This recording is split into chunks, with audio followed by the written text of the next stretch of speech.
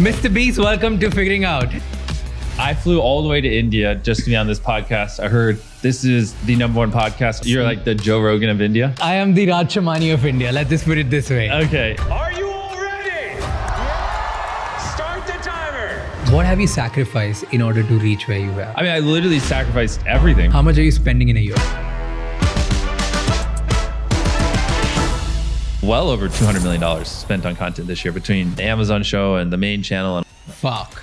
If you have to tell every YouTuber to ask themselves 3 questions, what would be those 3 questions? Step 1, is this video original? If you're driving down the road and you just see a cow, you're never gonna think about that again. But if you're driving down the road and you see a cow and it's purple, you're gonna look 5 times and you're never gonna forget that. And I think that same logic does apply to ideas. The second thing would be, am I truly putting as much effort into this video as possible? The third question would be, what am I improving from last time? If you had a podcast, what would you do? What you really need to be focused on is like, how do I articulate better? My questions are more well-researched and I'm asking things that no other podcast has asked this person. So they feel like they're getting more value. Relentless obsession with making a better product. How much money do you make in a year?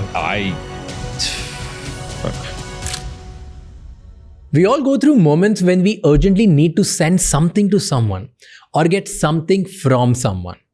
But we often don't know about quick and reliable delivery options. And we end up spending more money while still facing delays. That's where Porter's amazing 2-wheeler delivery service comes as a savior for families, businessmen, and young people. Whether you need to deliver something at your home for your parents, pick up something from a friend's place, or send an important office document to someone, Porter's 2-wheeler delivery service handles it all quickly and at a budget-friendly price. So now, deliver anything, anytime, anywhere. Delivery hai, ho jayega. Just click on the link in the description and explore Porter's delivery options today. Our today's guest is world's biggest YouTuber who has more subscribers than the population of most countries. He loves breaking records and recently broke 40 Guinness World Records while filming his new show, Beast Games. We have Mr. Beast on Figuring Out. We spoke to him about his brilliant content strategy, how anyone can grow their audience from 0 to 1 million followers. 3 very important questions which every YouTuber should ask themselves before making a video. Also, he broke down his entire business model of chocolates brand Feastables. The crazy story behind making his show Beast Games, and in the end, we challenged him to come up with a viral idea for promoting my brand YFL Home. But before you start watching this episode, don't forget to subscribe to Raj Shamani Clips and Raj Shamani Shorts channel, because there we put small clips of this long episode so that you gain more insights in less time every day. And if you want to experience an audio version of this episode, then it is available on Spotify, so you can follow us there as well. Go watch this episode and watch it till the end, because this is one of the biggest episodes and one of the biggest moments for the Figuring Out. And it's filled with so many insights and such knowledge that you'll thank me in the end. Now start watching it.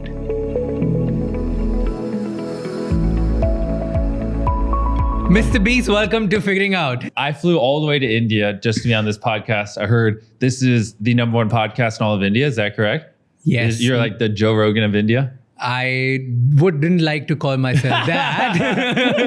Yes, I am the Raj Shamani of India. Let's just put it this way. Okay. And so, yep, that's why I'm here. And jokes aside, thanks for having me on. And yeah, we were just... Thank you so much for coming here. Let me tell you this, because we are doing this formally. You have no idea how many videos of you being on podcasts I've seen and implemented those strategies in my team. It's insane. I mean, I appreciate the kind words. So is there anything in particular you want to talk about, or? There are so many things I want to talk about. Okay. But because I have the biggest YouTuber of the world, okay, I want to make this more a personal consultation session more than anything. Okay. I have an important question, because you and Logan both came here. Yeah. And I see both of you as 2 different creators, purely based on personality. Okay, you have... That's an understatement. I'm not talking about content at all. I'm just talking about, let's say, 2 really, really famous people. Yeah. Really, really important creators in their fields. One is a very humble creator. Let's say you are a very humble creator. You're always available for people. You told me that you spent 16 hours in line to help people click pictures with you. That's Yeah. insane, right? And you've always been shown as someone who's like just available, loving, out there. Versus there's Logan, who is like outrageous. He's loud. He's a little cocky, Arrogant, a little bit douchey. He has this air about himself, right? Yeah. Both can be two important strategies. Which strategy works better for a creator in order to build a long-term fan following? And I'm purely talking about being strategic about it. Which is better for fan building, being a douchebag or being Mr. Nice Guy? Honestly, the strategy that works best for the creator is whatever you are. Like, you can't fake who you are because people will see that. It won't come across authentic. You're not gonna be able to keep up that facade. So I think that's just like Logan was like a state wrestler, and that is just kind of more who he is. And so he leans into it. Obviously, that's not the kind of guy I am. So I really have all the strategy in the world when it comes to making the videos and the thumbnail and that kind of stuff. But when it comes to your personality, you really just kind of have to be who you are, or it's just not going to work because you really can't keep up a facade. Like I was telling you, I've been doing this for 15 years now. I started when I was 11. I'm 26 now. Like, if I was trying to put on some facade of, being someone I'm not, people would know. Yeah. You know what I mean? It wouldn't come across right. Tell me, what have you sacrificed in order to reach where you are? What's your number one, like the biggest sacrifice you've made for the success you've gotten? I gotta process that one for a minute. What sacrifices have I made to get here? I mean everything. Like, literally,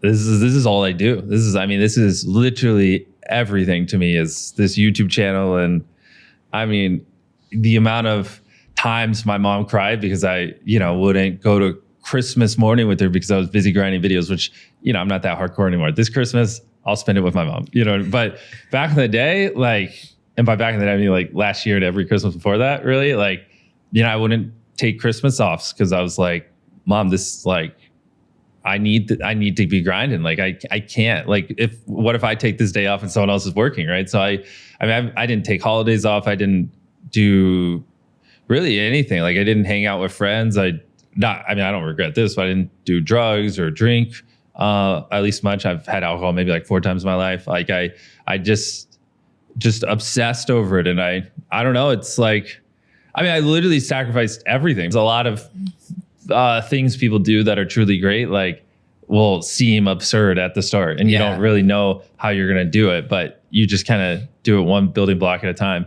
Kind of like the Amazon show. While I was napping, so I was catching up on some Z's before the podcast. I showed him episode 1 of the Amazon show. What'd you think of it? We haven't talked about it yet. We'll talk about it. It was insane.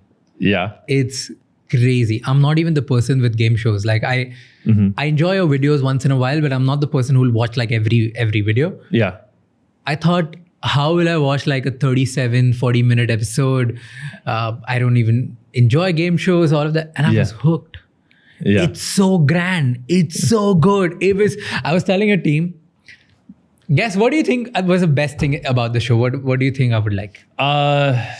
You probably liked the contestants, right? The character building. Yeah, that was one, because I was hooked. I wanted somebody to win, but that fucker turned out to be a rat. So I don't want to, there's this one guy in episode 1 where I was cheering for him. I thought he's the one who's going to hold the team together, and he turned out to be the rat, and he ended up taking the money. And I was so sad. I was like, fuck him. No. Yeah. But the best thing which I liked was the way you eliminate people. Oh shit! When we dropped him. Oh shit! That is so good. There is. I should not say this, but there's a little bit of sadistic value to it.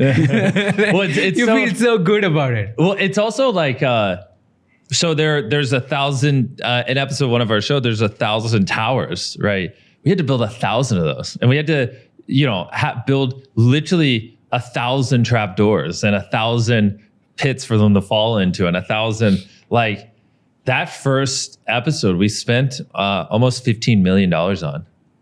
Is that just crazy? The production? Yeah, just for the first episode. And the prizes. I don't even know if that includes the money we gave away in the first episode. Just episode 1. Fuck. Yeah, it was, I mean, like, but you could see the scale of it. I mean, it's like, It's grand. yeah. And so that's like, and I'm grateful you're uploading this podcast on December 19th. So when you guys are seeing this, that means it's out on Prime Video. But that's been basically like the last year of my life. We've been working on that. And it's like, because the next one thing I've really wanted to do is like be able to, YouTube videos, they start, you build like characters, and we're trying to get into storytelling, but they start and end in a 30-minute video, and you don't really get time to develop people. And like, did you see our videos where we got like the 100 people ages 1 through 100 and put them in cubes?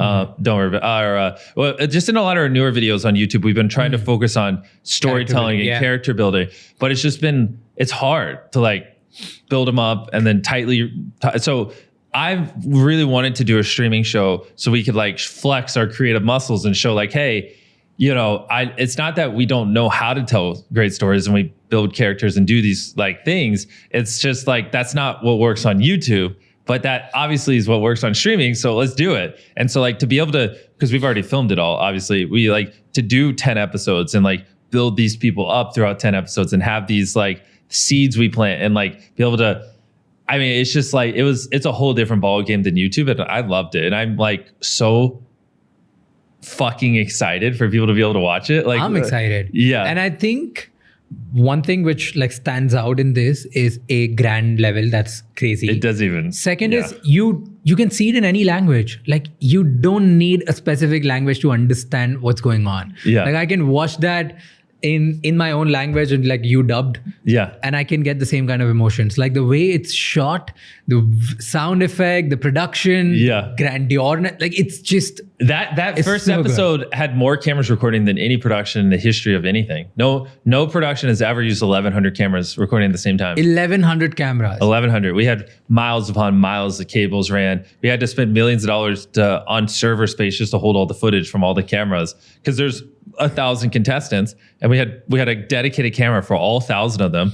And that was just episode 1 that you saw. There's 9 other ones like that, and some of them are way better than that and way more grandiose. Like we mentioned in it, like at one part we take the contestants to a private island and let them compete for it. One of them wins it. It's the $5 million, which is the largest cash prize in entertainment history. No one's ever given away $5 million before. And on top of that, we gave away so much more money in the show. Yeah, and it's I saw that.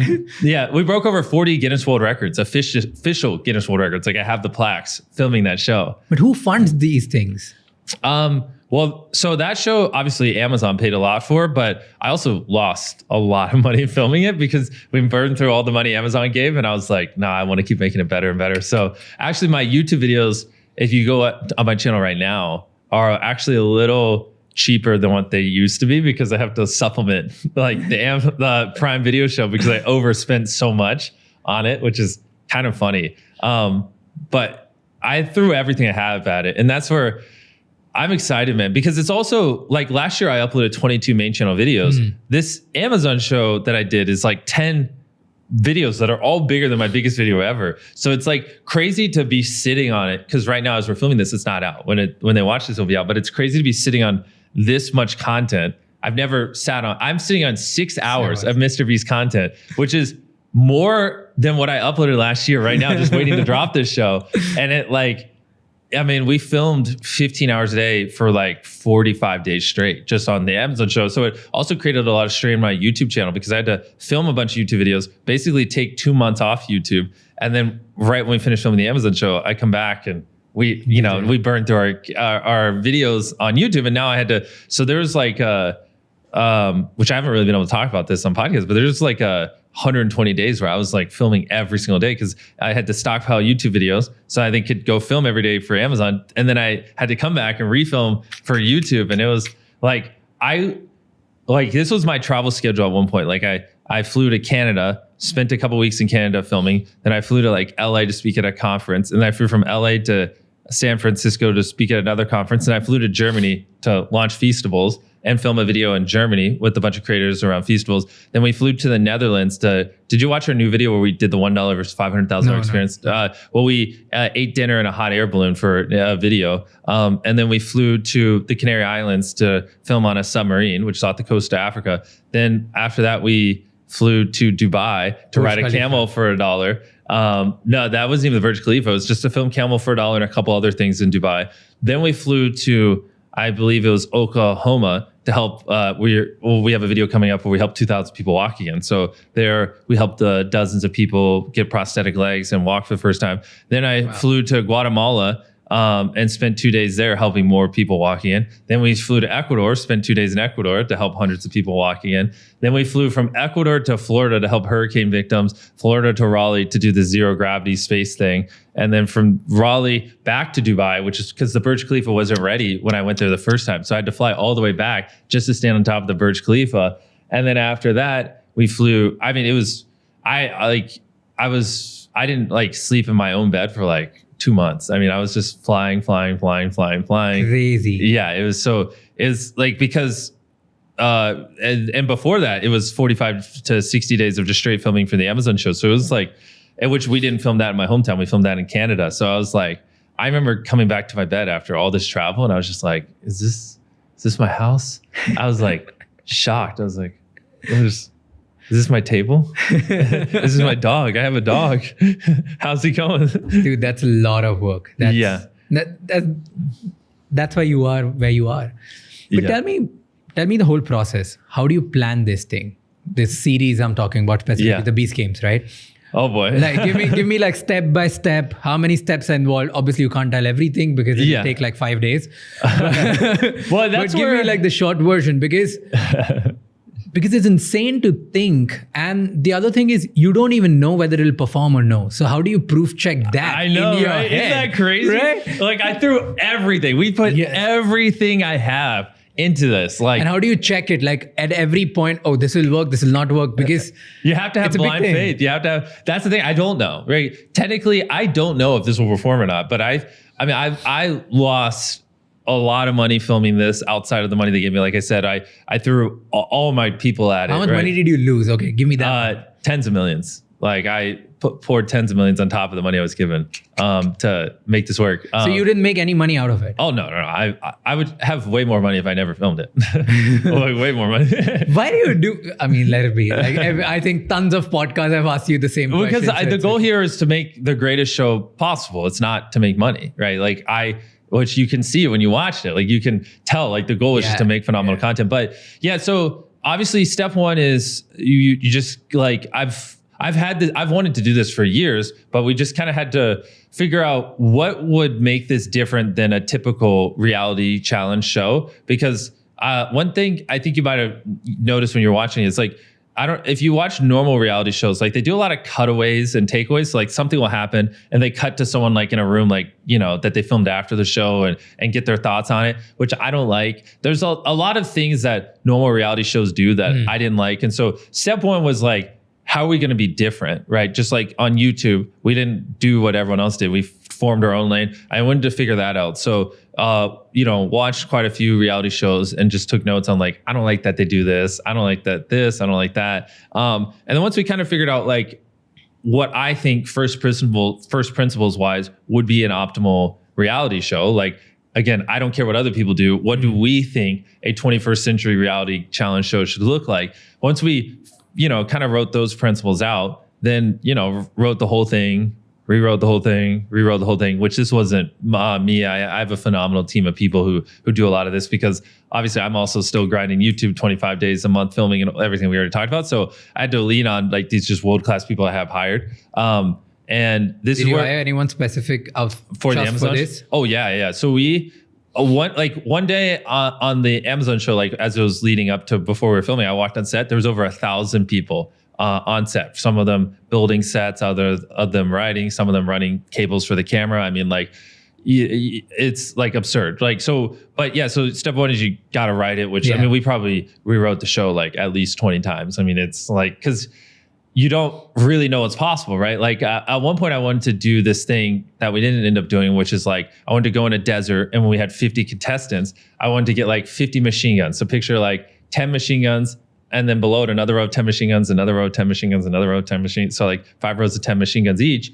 And then I wanted to put like a mannequin really far out in the desert. And then everyone has a different color bullet and be like, all right, everyone shoot that mannequin, and get like this cool slow-mo shot with like a phantom camera of everyone just firing these like machine guns, like mounted ones at it. And it's like, okay, 25 of you hit the thing, then they stop. And then we like pull the bullets out of the mannequin. And then what I was going to do is have those 25 people go up top, and there's like a platform above the machine guns. And it was basically what we were going to do is give them a bag of money. And then at any point in the next 7 days, they could drop that bag. The 25, they press the button, the 25 people at top, and the bag will fall.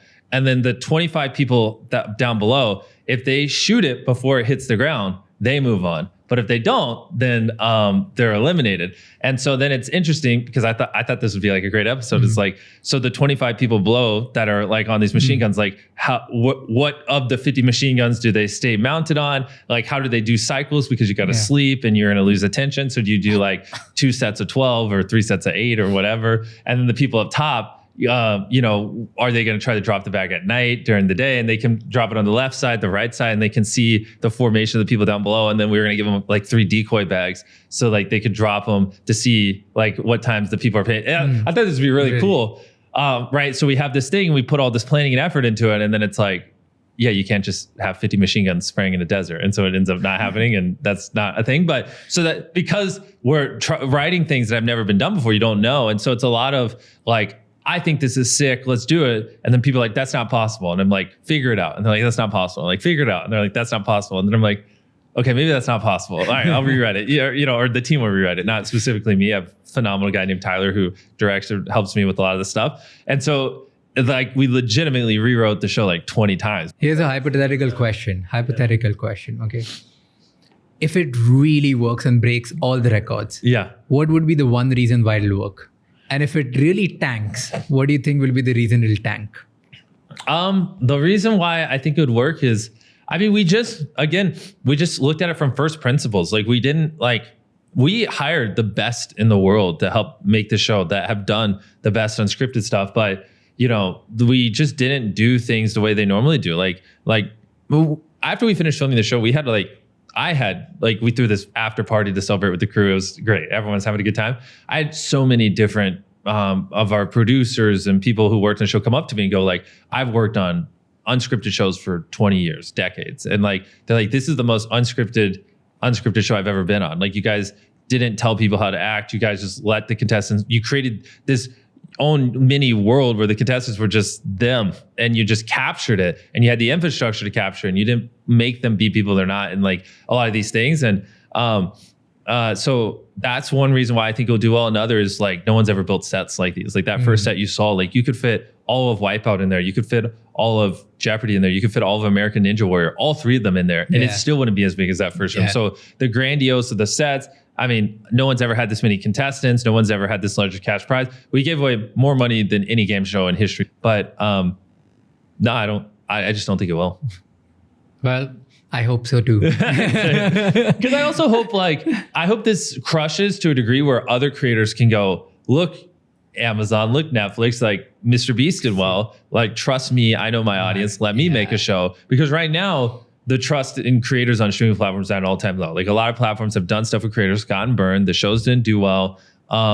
They weren't received well. Like Tomato. Why do you think it's not working for a lot of creators? Truthfully, the biggest thing is like a lot of these creators they don't make these kind of big budget things, and then they go into streaming, and then it requires them to scale up like I did, but they don't have that experience. So it just crashes and burns, doesn't feel authentic. But also a lot of them were years ago. I mean, more and more creators are becoming like you have 40 employees now. Like, you know what I mean? Like, more creators are becoming entrepreneurs and like building small, medium-sized businesses. And so I actually do think there are a lot of creators now that would do well on streaming. It's just streaming platforms just need to take them serious. And I know a couple of people who, they would kill me if I named them, so I can't name. Like, I know one who did something with the streaming platform. Can't name it. He would kill me. But I was catching up with him while he was working on the show with them, and they'd constantly cut like jokes out and be like, that's not what our audience wants. And it's like, he'd be like confiding in me, and he'd be like, what do they mean? Like, the audience is my audience. Like, this person got good views on YouTube, but like the streaming platform was like making him dumb down his humor, making him pull certain things out. Like, they're like, the execs were kind of just like, and he wasn't really as proud of the final product as he wanted to be. And so it's not only just like getting streaming deals, but then it's also like giving the creators the liberty to like make what they know their audience wants, right? From the streaming platforms. Because like, yeah, you could, like if they gave you a deal, but then they started telling you what questions you need to ask and like, oh, you need to act this way and blah, blah. And, you know, and then you're like stuck between, well, if I don't listen to them, do I get a season 2 or not? And then you do it and the show kind of half performs because it's not. And so just like changing how that whole thing works, I think would be great, where creators could just be like, trust me, they trusted Jimmy, look what happened. And then creators get more trust so they can make better shows. Let's talk about creator economy a little. Okay. Yep. What do you think about podcast? What do you think? Is there a future? Oh, of course. I mean, look at, Joe Rogan with the election recently and him having, Trump on and JD Vance and like, being able to like, for them to go around the traditional media and just speak directly to their audience through podcasts. Like that was incredibly powerful, whether or not you agree with their political beliefs or anything. Like the fact that they could do that, right? If it wasn't for podcasts, it'll probably be higher when this comes out, but I believe the Trump interview right now is on 50 million views on Joe Rogan, right? Like how else would Trump have been able to speak to 50 million people? How else would 50 million people have been able to see like a window into his brain, which is almost what a podcast is. So no, I think it plays a very important role, and I think they're just going to keep growing. But do you think it's gotten super competitive? Well, it's the same as YouTube. Like people would say YouTube's gotten super competitive, but you were telling me you started your channel 2.5 years ago. Yeah. And you're killing it. Yeah. So, I mean, no, I think like there's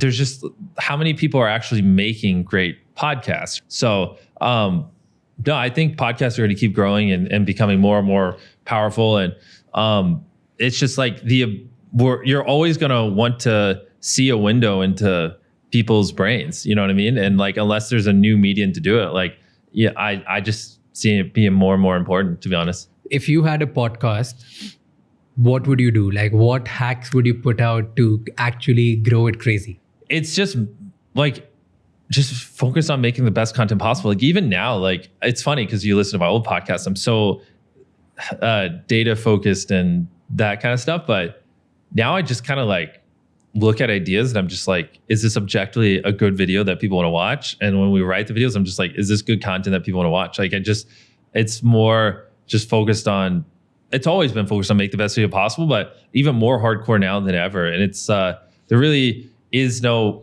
like if you wanted to be a top podcaster, is not, you can do these little gimmicks or things or whatever, but what you really need to be focused on is like, how do I articulate better? How do I make sure there's not awkward moments with my guest? How do I get it where my questions are more well-researched and I'm asking things that no other podcast has asked this person, so they feel like they're getting more value listening to this and all these other things, which I wouldn't call growth strategies or hacks. I would just call like relentless obsession with making a better product. Here's my dilemma as a creator. And Okay. this I'm asking personally, and I'm sure a lot of creators have the same thing, right? Yep.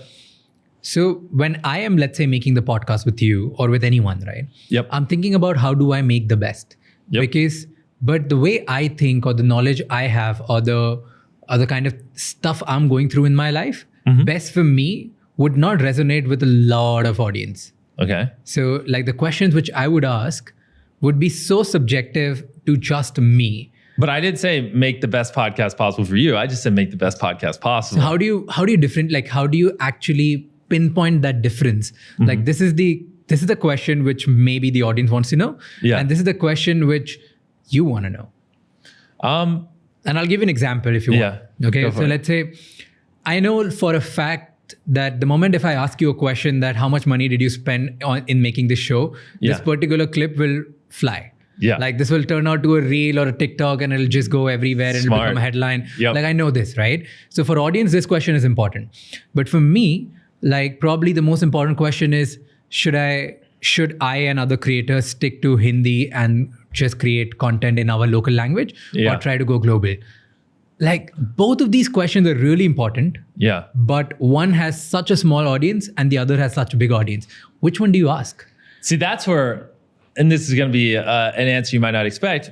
I would say if you're having to choose between, here's a question that I think people would be interested in, do really well, and then here's a question that I would be interested in but don't think do really well, my answer would be come up with more questions and find one that you're interested in and would do well, right? Like, that's just kind of my 2 cents, right? Like, because it's like with ideas, we kind of had the same thing in the past where it's like, these are our videos that would do really well, but I like just don't want to film, or I don't think make me look good. And then these are videos that I think would make me look good, or I'd like to film, but they don't do well. And the answer was always, okay, stop being lazy, come up with more ideas. You know what I mean? Like, okay, how many ideas are you sitting on? 50? Well, come up with 500, come up with 5,000. Eventually you'll find an idea that is both viral, that you want to do, that fits whatever you're trying to hit. And Okay, talking about creators, what are the top 3 ideas you have for somebody who's watching this and wants to pursue content creation as a career?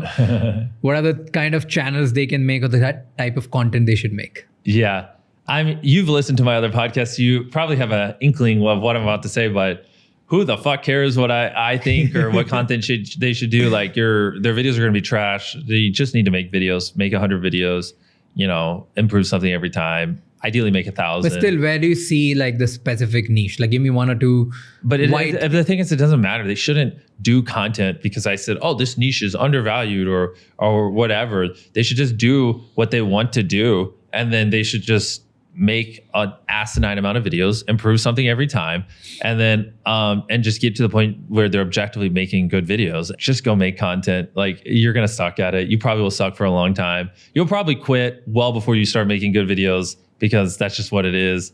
And we need to weed out the weak anyways. Like 10,000 people will hear this, 500 will act on it, 400 will quit in the first year, another 90 will quit in the next, and then of those 10, 5 of you are going to quit the year after that. And then 5 of you are going to be psychopaths. They'll do it for 5 years. And in 5 years, you'll have honed all these skills and you'll probably be pretty good at it. And everyone's going to say you got lucky. And obviously there's luck involved in it, but you're just resilient and you grind and you didn't give up. And you got to the point where luck could meet the hard work, True. That's there. Tell me about India. Do you also see this as a view farm? Like a lot of creators around the world. Farm? View farm. Like India has, what percentage of your views come from India? Long form or short form? Long form and short form. Give me. I think long form, it's maybe 7%. It's not that big then. No, I mean, because we get like Mexico is bigger for us, or like Spanish. Like I think Spanish, we get like 15 million views a video. Like Spanish is huge for us. Lots of Mexico, lots of South America. Like but shorts, especially because you TikTok's banned here. I think it's like 13-14%. So you guys are definitely over-indexed on short form for us. No, I mean, view farm. I mean, I get tons of views. Like I don't need a view farm. I don't see anything as a view farm. I just see it as. I heard like a big creator, I can't name him, a while ago when I was talking to him 6-7 months ago. They said a lot of American creators, they see India as a view farm, but Indian views doesn't give them any money. Oh yeah, you definitely. I mean, that's not just India though. Like my Spanish views, my like a lot of the languages, like a lot of the languages I dub into, like I know the RPMs are low, which for your viewers, they're probably more educated, but in case it's not obvious, in America, people are making on average, whatever, $60,000 a year, we'll say. Whereas what's the average income here in India? Like, so I'll go for per capita. So per capita here is $2,500. Exactly. So people just have less discretionary spending. So, they're not, just like the amount of money you would if you theoretically would spend a penny to get an ad in front of someone in America, here you'd spend 1/100th of a penny. So you'd have to get like theoretically that's a little extreme, maybe like 1/20th of a penny. So you'd have to get to make what you'd make on 1 billion views in India, you would probably make the equivalent on, let's say if it was like an 80-cent RPM and you had an $8 RPM. You'd probably make off of the same amount of money off 100 million views in America, right? So like 1/10. Yeah. So like for you, it's like that's crazy, right? Yeah. Like if an American creator getting 100 million views would theoretically make just as much as you getting 1 billion. So which is like wild to think about, but no, none of that matters to me at all. Like I'm just trying to reach as many people as possible, and my goal is just to make the best videos possible, reach the widest audience possible. I don't care if there's no revenue in India. I would still dub my videos in Hindi. I would still come here. I'd still blah blah blah. Like I'm not. I mean, I know that's ironic because I'm here launching my product, but yeah, that's because this was this was going to be my next question. Yeah. Because then the pricing of your product becomes very important for Indian market. Yeah. How much do you sell it for in US? One bar. Like one In the US, those right now, single bar is $2.57, which is like. and in India, how much would you sell for? That one, there's a lot we got to figure out there because I want to manufacture these bars in India because you guys obviously have like import stuff and it'd just be more cost effective instead of making it somewhere else or shipping it here and blah blah blah blah blah. So I don't really know where all that's going to land. The thing is, right now the reason why I'm not as like up to speed is we're only in 10 stores here, which because we need our bars everywhere else in the world. So we Prime launched in I believe thousands of stores or whatever, but we only put Feastables in 10, which is like nothing, obviously. But it's because we couldn't make enough. So it's not like we launched here, but it's kind of like a soft launch. We'll probably scale up in India later next year once we actually figure out how do we make these bars at scale where it's actually affordable for people here. And I also potentially I'm lining up some big collabs with Feastables too for India because I really want people in India to know like I care a lot about this country, and so we're probably, I can't say who, but going to do like a Feastables bar with a very large Indian creator, which we haven't done in any other country and stuff like that. So it's like I would say we haven't really launched here. It's just kind of like a fun trip here and put it in 10 stores so some people could try it, if that makes sense. So right now it's not like a full-blown launch. No. Yeah. I mean, I would be doing way more if it was. Yeah. If you want any help with connecting with a lot of like manufacturers who can manufacture in India, let me know. I'll put you up. Yeah. With like a lot of them. Let's do it. That would be great. I know like a lot of them. Okay. Like a lot of them who manufacture for Nestle, for Rocher, for Mars, for like all of these people in India. Okay. And what's the number one chocolate selling brand in India? I haven't even deep dove the market yet. They're Cadbury. Cadbury? That's what I saw when I was at a store earlier today. I was just looking at it. It looked like they were like half the shelf space. The big thing is just, it's going to be price, obviously, because people just don't have as much money to spend. And we do a lot for Feastables on the ethical side of, making sure like sourcing needs to be something which is exactly really problematic for, Yeah. Are you aware of Tony's Chocolonely? No. They're a chocolate company that ethically sources their cocoa, and we partnered with them. And so we all our Feastable farmers, we use fair trade, and on top of that, we pay our farmers a living wage, and we do a lot of stuff like that. So, basically, Tony's Chocolonely, who we partnered with on their supply chain, Tony's Open Chain, they calculate here's how much it's a living income reference price. Here's how much a farmer needs to make to be able to make a living income. So this is how much they need to make per metric ton of cocoa beans they sell to you, and blah, blah. Anyways, it's just like a metric where it looks at the cost of like theoretically bread, inflation, everything in West Africa. And so we pay based off of that. We make like, if a farmer sells us beans and they don't make enough money off those beans to meet this threshold, then we'll pay extra on top of it just so they make enough money where they can live. So we pay our farmers a living wage. They're fair trade certified. And we're doing a lot of projects in West Africa and the communities where we're sourcing our beans to help them. And like we're right now building schools over there. And then there's CLMRS, which is like child labor remediation, which checks in on the farms, make sure there's not child labor, that kind of stuff. And trying to, like I don't want child labor, and I want to make sure our farmers make a living wage and fair trade certified. So I'm very aware. Yeah, there's a lot of messed up stuff in the cocoa sector, and Feastables is doing everything in its power to show that you don't need to do that. And that's one of the things I wasn't aware when I got into chocolate, how messed up it is. But because of all those things we're doing over there, and I don't have the scale like a company like Cadbury, that's why we are a premium brand. Which year is it for you? Year 3? Probably. Well, so the first year we were only online, which was obviously dumb. No one goes online to buy chocolate, but I really didn't know any better. Like I had to like learn all of CPG through trial and error. Like I didn't have a mentor. I didn't like with what I know now. I mean, oh my gosh! Like what do you know now? Oh yeah, well it's like.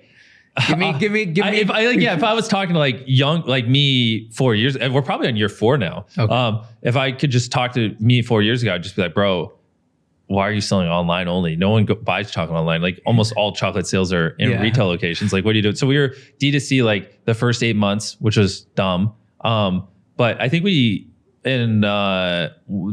sold like 20 million online though, like just chocolate, which who does that? That was crazy. I saw a short I saw a short video. Some creator were explaining that Mr. Beast did $22 million on sales based on traffic of your website. In a year? Yeah, For Feastables or merch? Or? Feastables first year. Yeah, that's probably right, because that was the only way to buy it, and we did like the golden ticket stuff and things like that. Somewhere around there. I've just done everything in my power to educate myself on every little thing, because that way I know what's going on in supply chain, et cetera. But so I wish I knew a lot of that sooner too, because it just would have been better to set it up like this at the start and that kind of things. But yeah, it's just also a lot of, I don't know, like we had to reformulate the bars because like our first one, people just didn't like the flavor and the repeat purchase rate wasn't there. And so like having to, these cartons. So here, I'll show you. Like there used to be a thing where if you grabbed one of these bars, right, like this, see how the other ones slide forward? Yeah. And our first iteration of Feastables, when these slid forward like that, they would all fall out of the box. And so we had a major problem where Packaging problem. Yeah, where it was a cardboard box engineering problem where I walked in a Walmart one time, right, and there's like a chocolate, like the chocolate aisle in Walmarts in America are massive. We're talking like 100 feet wide. Yeah. Like there's so many chocolate products on there. I counted every single broken bar in the entire chocolate aisle. There's 74 broken bars across the entire chocolate aisle that we were 1% of. And 72 of the 74 broken bars were Feastables. We were like 95% of breakage, but we were only 1% of the shelf space.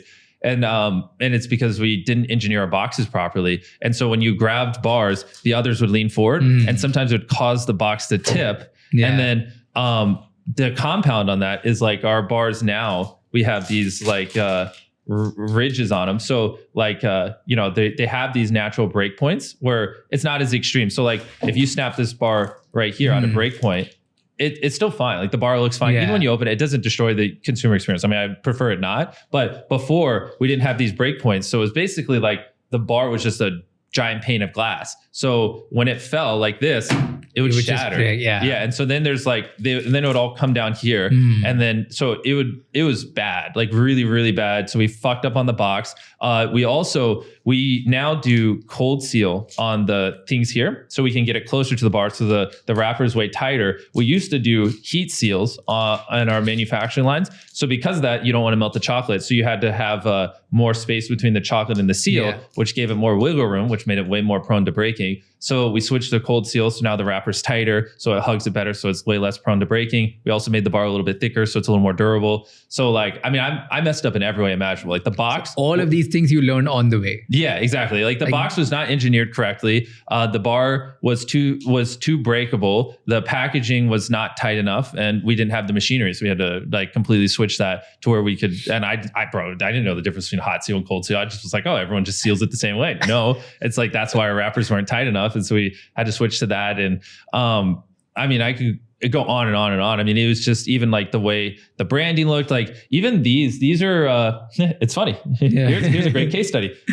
Look at the difference between these two boxes. I assume that camera over there can see it. Notice how like see how this orange strip down here is small and this red one's bigger. So this is a newer Feastables box. This one's probably whatever, like 4 or 5 months old.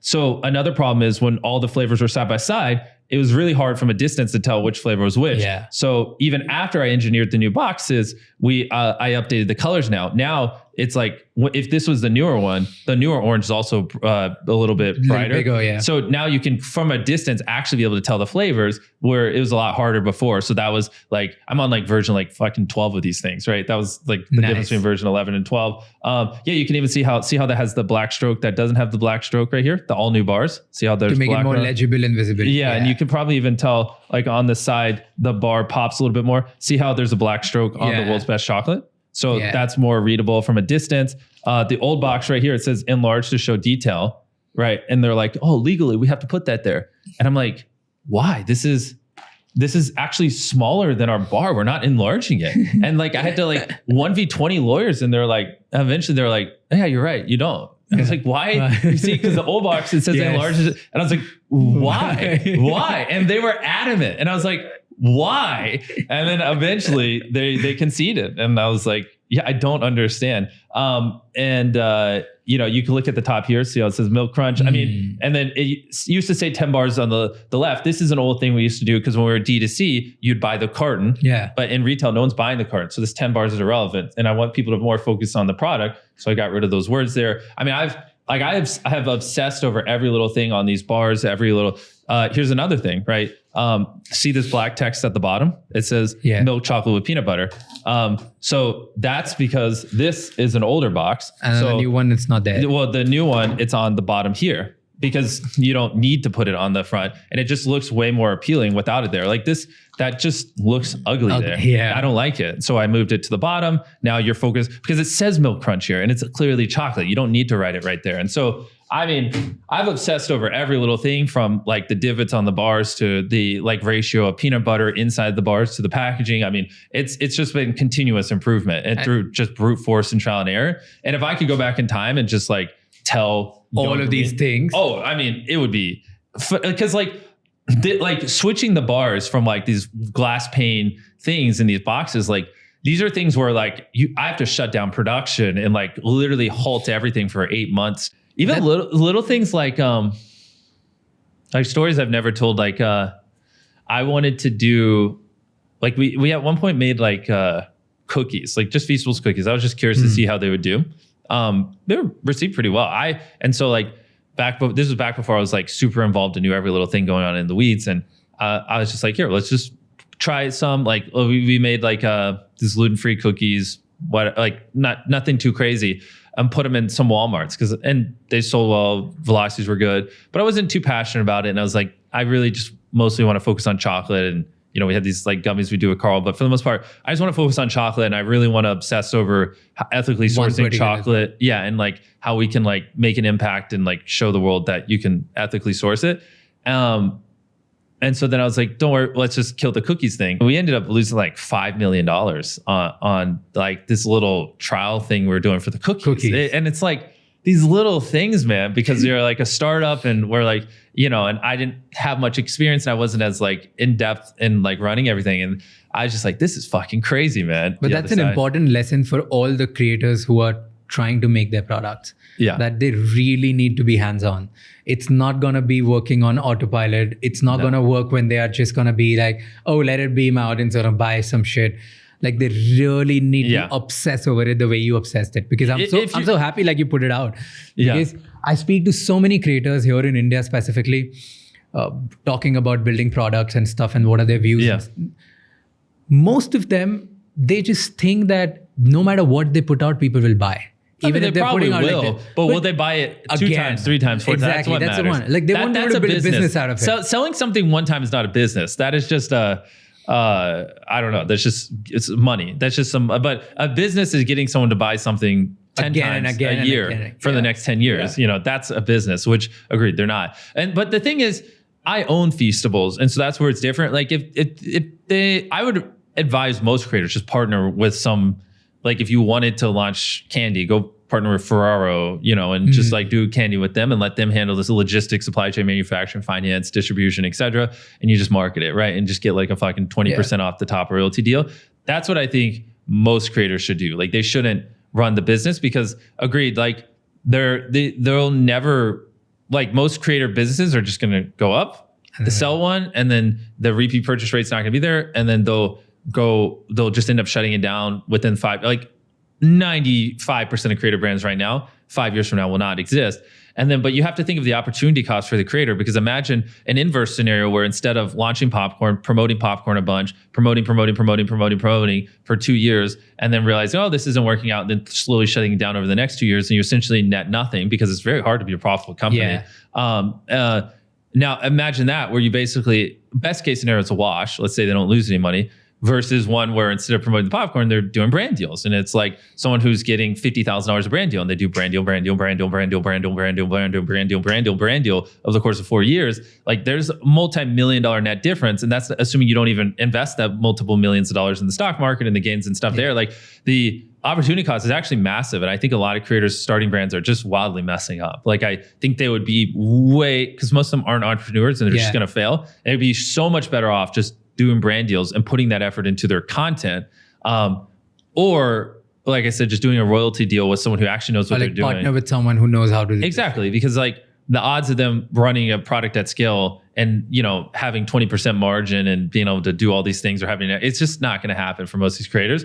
Whereas if they just we're like Ferrero, let's sell $4 bag of gummies. Every one bag I sell, give me 80 cents and put this shit nationwide. Yeah. Like they could make pretty good money doing that.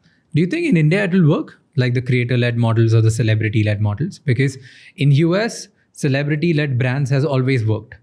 Well, Not like the thing no, is, I wouldn't say like it has worked for everyone. Exactly. But like few- time and time again, like a lot of people have worked. There are celebrity brands in America that have worked. Yes, like Conor McGregor, I believe his whiskey crushed. Like Ryan Reynolds, Kim Kardashian. Yeah, Kim Kardashian, Skims. Kylie Jenner. Like Yeah. So but they're like, you just listed maybe half of the actual truly successful ones. So that's where you got to look at like over the last 20 years, we could probably count on our two hands the amount of actual real. But still, there are case studies where it has the worked, brands have worked. Yeah. Right. Feastival is doing good. Prime is fucking killing it. Yeah. Right. In India, we haven't seen like around the world. I haven't seen other brands. Like, do you think it'll work in this part of the world? Well, this is where I'm ignorant because there has to be celebrity brands or something that have done well around the world. That can't just, but do I think there'll be an implosion where it will start working for more and more people, kind of like in America? It's hard to say because like I don't know, like Virat Kohli, if he wanted to do something with cricket, like he could obviously have the most successful cricket line. I don't know if he does. I'm not as big of a follower of him, but He has a bunch of brands under his. okay. umbrella. But so you said a bunch, right? And that's what like Ronaldo and Messi and like big athletes do, but they tend to do a lot of brands. But if Virat Kohli theoretically was just like, I'm just doing this one thing. And he just was like, he tried to become like the #1 cricket gear and he hired like a world-class team and blah, blah, like he could. Right. I mean, I don't know much about the guy. I just know he has an absurd amount of followers and people worship him. Yeah. So that's where you're asking, do I think it will happen? No. But could it happen? Yes. Right. It's just extreme focus and people just have to want to do it and assemble the right team. I want to pick your brains up on making of video. Okay. Yep. So let's give you a product. Okay. And how would you promote and how would you think about marketing this particular product? Okay, just give me, let's say, blender. A blender? A blender. Like, if That's an easy one because there was actually a viral blender back in the day that I think Blendec. Like they just blended like all the iPhones exactly, and everything. Yeah. They had a series called Lil Blend. So I mean, honestly, I would just bring back a modern version of that and like. What would you do? Give me. I mean, literally, like I think they did it back in the day and it worked really well. Me and you both know about this blender from 10 years ago. So clearly it worked. I remember their blender was so good, they would put an iPhone in there and it'd turn it to dust. And I think But would you do the same thing again for the video to perform? Because it has already been done. Yeah, and maybe dusted. not that per se, but What would you do? Think about it. blender. Blender. What's the product differentiation? Is it just the same blender as every other blender? It's a goddamn good blender. A goddamn good It's a really blender. powerful one. Really powerful blender. So for $100, you cannot get something as powerful as this. Okay, it's the most powerful blender for $100. I mean, this. Am I famous or am I not famous? You're a creator. You're famous. Okay, then I mean, step one is I'd probably go get Gordon Ramsay to blend stuff and make a meal with it and get it associated with Gordon Ramsay. There's another YouTuber, Nick. Let's say not famous. Like Yeah. you really think on like a different level. I'm just Well, then if I'm not famous and I just have a good blender that's not that much differentiated, then this is where it's hard because my true answer would be I would spend more time focusing on the product because marketing isn't what builds a system. I mean, maybe I can't say that definitively, but majority of the time, it's not the marketing that's going let's to say build like for $100 for a good price, you've really made a powerful blender which doesn't lose nutrients, has like all the things which like a blender does, and is let's say ++2 version of like a normal blender. I'm trying to put like constraints and trying to think about how can you make a differentiated version of Yeah, this well, just let's through think. videos. What does a blender do? So it just like crush. smoothies, Yeah, juices help you make food, Yeah, I mean, gravies, what else? what inherently at first principles, it just a blade that spins really fast and just transforms things, right? That's the most first principle way of looking at a blender. So, I mean, yeah, it's hard. I mean, some of the first things jumping in my mind are, but no, that's not viral. I got to think of how would we make this viral. I mean, another thing, again, this is where if we're just purely thinking marketing, right? We're not talking about product. Like, here's the thought I had. I was just too lazy to act on it. But if I was in this spot, like I would figure out who the set designers are on every major studio. And then I would just be like, yo, I'll get like just replace their blenders. Like they don't care, and then just try to get in movies that way. Right. See if like I've heard stories from friends of like who have products. I won't say because I don't want to ruin what they got, but they're like, they just figured out like this was the prop guy for these movies. And like, I just gave them this like $200 worth of product for free. And then it just ended up in the movies. Right. But but you would have to have paid hundreds of thousands of dollars for product placement. But I just went around the marketing team and I just like figured out who bought the things and just I was like, hey, just buy this. I'll just give it to you for free. And they like didn't think too much of it. So I would my mind's jumping to like little things like that. Right. Like, and then it's like maybe making a short, like, here's how I got my blender and 10 big movies. You know what I mean? Nice. And that would pop off. Like Logan did a short one time where he like had Prime. He sat courtside and like had a Prime bottle there. And he was like, here's how I got Prime and NBA. And that short did really well. And I thought that was a little creative. So like something like that would be cool. I mean, my mind keeps jumping to like smoothie competitions and things like that, but that's just not viral. Yeah. So I mean, it's all in the constraints of like, what are you doing, right? Because like for me, I can make it interesting in my videos. Like when I'm doing like an experiment video, did you see that video where we like put a train in a pit and we we lit 100,000 fireworks in a house? So then like the third bit could be making a giant version of the blender and putting a car in it, right? And that would be interesting. And I'd be like, if it, this is the same spec, same everything, just enlarging, and if it can blend a car, it can blend your fucking smoothie. You know what I mean? If we're trying to portray the power of it. Sick. Yeah. I asked you this because I own a blender brand. Oh, really? I didn't even know. Yeah. Because you answered so well. Like, let me gift you this. Holy shit. You know what's funny? While I was thinking, I was looking at that over there too. There you go. Thank you. That's crazy. I just got played. No. Do the grenade one. Kidding. So this is a product with me and another YouTuber. Oh, and it's $100 and it's powerful. That's funny. Bro, your audience is probably gonna be like, there's no way Jimmy's this stupid. No, there are so many differentiators, but I didn't want to put that out because I wanted to play like completely dumb and like with constraints because that would make more sense. So I wanted to gift you this. This is by one of the biggest food content creators in the country. Okay. Him and me, we partnered together because my background is business. So I handle the business side of the things, which you were explaining. Yep. And he handles the product and like marketing and doing things like that. Going into retail is a big deal because you have to bet big. You have to, like, if you were to launch in 1,000 doors and, you got to even just like we have more demand than we can sell. Yeah. Online. Good. But we want to really take it slow and we want to make sure that we get it right because product is the most important thing. Yeah. Okay, here's the last question. Okay. So tell me, like, what's your biggest fear for the future of content creation? And this for you and for every content creator. I'm not too fearful of anything for us personally. I think it's as long as I keep obsessing over making great videos and hiring the best people and reinvesting everything, like the product will just speak for itself. But in terms of the whole market, I mean, I don't know. To me, there's not much to be afraid of. Like YouTube's still growing year over year. I don't see it slowing down anytime soon. I think like the monetization possibilities for creators are only getting better and better. And there's never been a better time to be a creator. Do you think this AI and all of this shit is not scary? Because technically, like now you don't need to be in your videos. You can do AI modeling and do the same thing. Not really. We're not at that point yet. The voice models just aren't there yet. Like you can tell when it's AI voice and when it's real, right? It's like we're working with the best companies on the planet.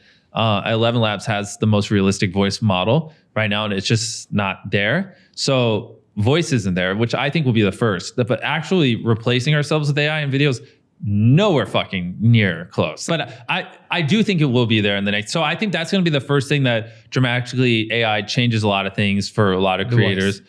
Because like we use AI for like, because we have so much footage after we film. So we use AI to like, if I'm like, oh, we didn't mention Feastables in this video, before they'd have to go back and watch thousands of hours of footage, not thousands, but like comb through a bunch of footage to find it. Now we have AI just transcribe our video and they just search Feastables and it'll pull up every time it's mentioned, which has been great. We use AI for like thumbnail mockups, which is funny. I actually, we put up I employ a lot of thumbnail artists and a lot of thumbnail designers. I spend hundreds of thousands of dollars a month on thumbnails. And the thing is, we just to like help our thumbnail people with inspiration, we put up like this job posting of like just an AI, you know, I don't even remember, just like someone to come up with AI concepts. Like, so just to give our thumbnail team something to work off of. It wasn't replacing a job or anything, but like Twitter went crazy when we posted that. And they're like, fuck you, Jimmy, pay artists, stop trying to put artists out of jobs. And it's like, they went nuts. And it's like, guys, it's so hypocritical because I have more thumbnail artists on payroll than anyone else on YouTube, probably times 10. Like the amount of money I pay thumbnail artists and people who work on my thumbnails is ridiculous. And I just wanted to hire one person to help them with inspiration for their work and make their lives a little easier. And people just like went on a giant crusade against me, which is insane. Yeah, but I mean, that's the world I live in now. But yeah, voice and then the video thing. But no, anyways, I to people listening, I wouldn't worry about it now. No, put your head down, grind. I mean, be on top of it. The best thing you could do would be have an AI mastermind or know someone who is on top of it. Because, you know, most people watching this probably aren't tech savvy enough like me, where we know everything and are on the bleeding cutting edge. But if you're not, just know someone who is, you know what I mean? So you're not too caught off guard and you can see things 3-6 months out, and you don't want to find out like AI voice is replacing real voice like a year later. Like you found out I'm using audio tracks a year later. You want to find out 3 months before it happens, not a year after it happened. So as long as you're in that position and you're surrounding yourself with the people who can keep you informed, I think you'll be fine. Okay, here's a question. If you have to tell every YouTuber around the planet, okay, to ask themselves 3 questions before they make a video or even start thinking about a video, what would be those 3 questions?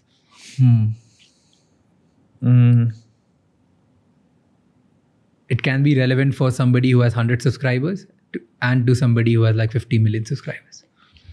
I would say step 1 is this video original, you know, because that's like, I listened to this TED Talk one time, which, I mean, this is pretty obvious, but I think it's a good seed to plant in people's head, where the TED Talk person was explaining how if you're driving down the road and you just see a cow, you're just going to look once and look ahead and you're never going to think about that again.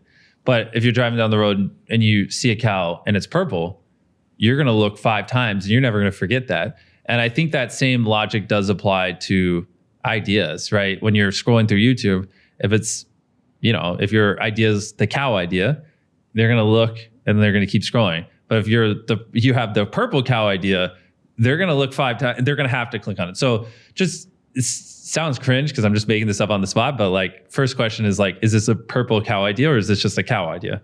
I don't know. I just pulled that out of my ass. The second thing would be, am I truly putting as much effort into this video as possible? Like a video can always be better. You know what I mean? And like, I don't know, I'm a firm believer it's much easier to get 1 million views on one video than 10,000 views on 100 videos. You know what I mean? And so like, are you making that 1 million view video, or this is if your goal is to like be as big as possible or whatever. If you're just trying to have fun, then who cares? Ignore everything I'm saying. But like, is that 1 million view video? Is this that, or is this like just another drop in the bucket, 10,000? That's not going to move the needle. And then the third question would be, what am I improving from last time? Because I'm a big believer, like, to be the best, it's just like, you're making, at the start, you're making 10% improvements, then you're making 5% improvements, then 1% improvements every video, then 0.5%, then 0.1%, then 0.001%, but they just keep stacking. Just a never ending thirst for learning. And like, what did I improve this video? What am I learning this video? Because that every time you learn something, if you're truly on like the mindset of, I'm going to do this for the next 20 years, I don't think YouTube's going to go anywhere, then learning something is going to pay off insurmountable dividends, because now you get to apply that knowledge for the next 20 years, you know? So always be learning, always be improving. So what am I improving would be the third question. Good. I think even though you just made it up, it sounded wise. Yeah. So what do you think about my purple cow analogy? I actually... It's a Seth Godin thing, right? Like I think Seth Godin said it. I don't He has a book remember. called I Purple was Cow. just... Oh, really? Yeah. I was just like watching He's random one of the TED greatest Talks. marketers in America. Interesting. I was literally just watching random TED Talks. I don't remember anything except the purple cow analogy. Okay. I was like, that's a great way to put it. Yeah, it's a good way to put it. He's one of the big marketers there. He also wrote a book called All Marketers Are Liars. It's Really? a pretty interesting book. I love how you know everything about him. I'm just like, yeah, he said something about a purple cow. Yeah. Okay, how much money do you make in a year? Oh, like $5, maybe. Yeah, 10. sure. Yeah. But no, like what do you On a good like year, you keep maybe. reinvesting everything, right? Yeah. So Yeah. Well, I mean, I could tell you like, obviously I can't say how much we do in revenue, but I could tell you like now we're probably spending $3 million an average a main channel video. Plus obviously you have millions of dollars a month in employees and overhead and, you know, all this other stuff. So, I mean, how much are you spending in a year? on YouTube videos this year, Plus salaries, plus overhead. yeah, on content this year, I'll just across everything from TikTok, because we have a big TikTok. We do a lot of shorts, so it's not even just long form anymore. We do really big shorts. Like some shorts I'm spending 6 figures on now. And like we're doing a lot now. Well over $200 million spent on content this year between the Amazon show and the main channel and all these ancillary things we're doing. Yeah, it's getting pretty crazy. Insane. $200 million you're spending. Yeah, over 200 million on content this year. I saw a post on, I think, some wealth page or some shit like that. Okay. Some page where it showed top 10 influencers, top 10 highest paid influencers of 2024, and you were number one. Yeah, Forbes just released that I only know because Yeah. everyone texted me it. Yeah. So It's is that number two? $100 million. I thought it said 85. Yeah, somewhere close. Yeah, it said 85. 85 million, yes. Well, thank you so much. That Thanks for sums having up me. almost all my questions.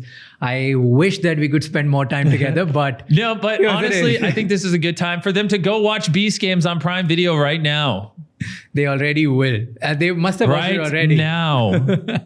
Now. Thank you so much for watching this episode till the end. Please let us know in the comments, what did you like about this episode and what you didn't? What are the other topics and guests who you want to see on the episode on this podcast, so that we can get them for you and provide you all the value and insights that we're already doing for you.